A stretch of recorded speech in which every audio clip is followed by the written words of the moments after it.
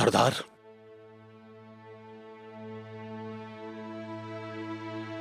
अरे माशाअल्लाह, अरे माशाअल्लाह, अल्लाह तेरा शुक्र है। उस्मान, मेरा बेटा उस्मान कहाँ है? उठे सरदार, बिस्मिल्लाह, आराम से हुजूर।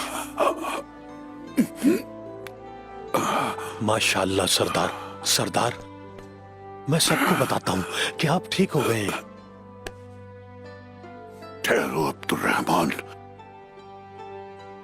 किसी को मत बताना।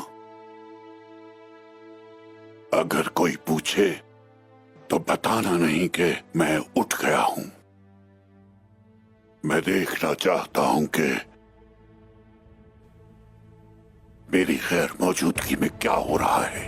जब वक्त आएगा तो बताऊंगा क्या करना है। जैसा आप चाहें हुजूर।